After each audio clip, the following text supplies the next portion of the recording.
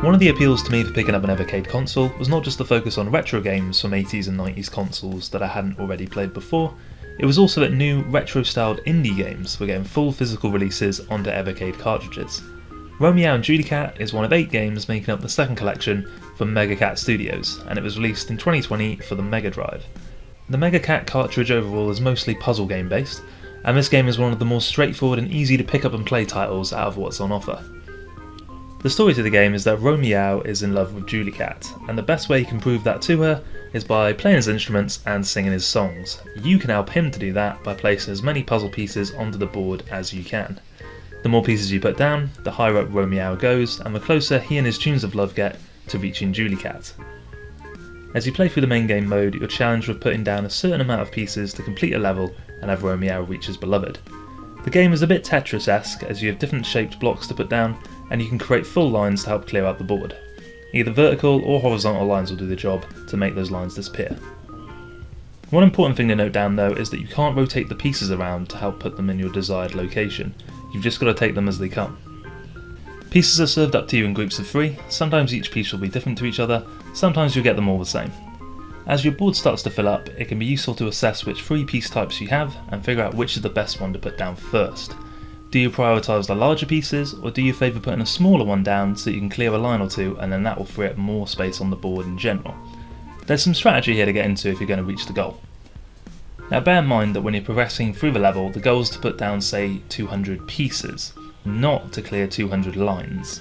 So if you're ever in a position to make a line and then clear part of the board, it's a good idea to do it. Otherwise you can end up stuck in a situation where there's nowhere for your blocks to go, usually when you've got those large pesky L-shaped ones. Now you have bombs, and they can keep you in the game by completely clearing the board in one fell swoop. And when there's no move available for you to make, they will instantly kick in and clear the board for you to give you that fresh start. The interesting part here is that you can use the bombs whenever you feel like. There is a button on the controller to use the bombs. But I don't really see any reason to use them other than when you can't make any move, and like I say, they just kick in automatically anyway in that scenario. Use the bombs when you don't need to, only to then find yourself in a jam, and that'll be it, game over. The gameplay then is pretty simple and straightforward, but crucially for a good puzzle game, it can get pretty addictive to play.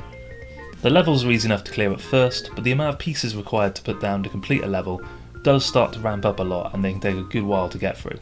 Putting down 400 pieces to end a level can take something like 15 to 20 minutes.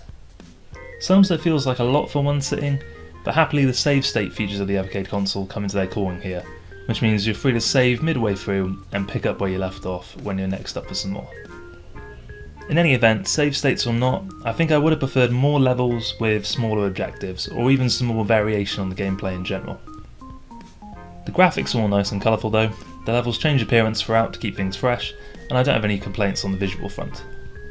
The music on offer during levels is generally pretty good. Some of the tracks are pretty jamming, but the odd one or two can get quite repetitive. It's down to personal taste generally, so your mileage may vary here.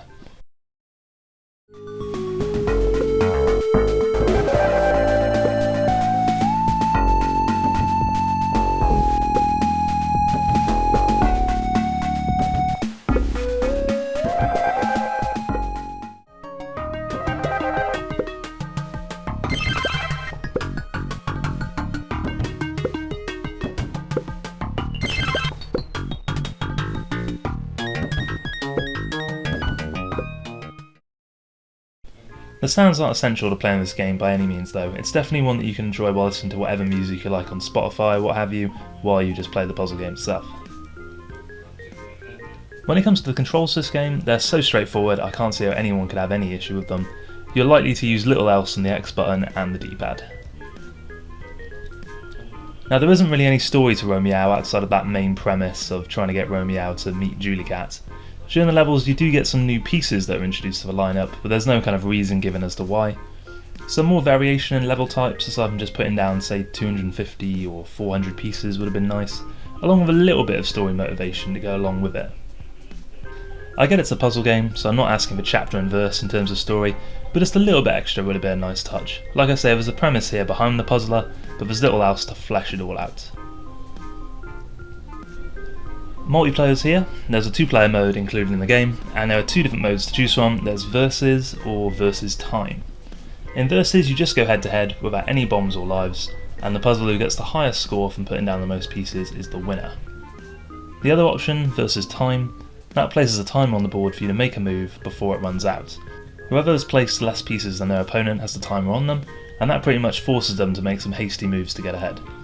I think I preferred this mode just as it felt a bit more fast and furious and a little more chaotic compared to the generally chilled out nature of the whole game.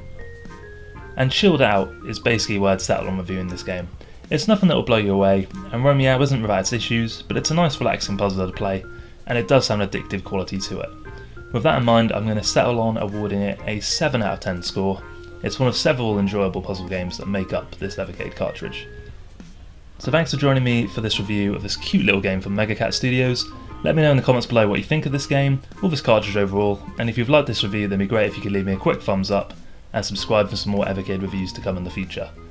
Until next time, thanks for watching, and as always, take it easy.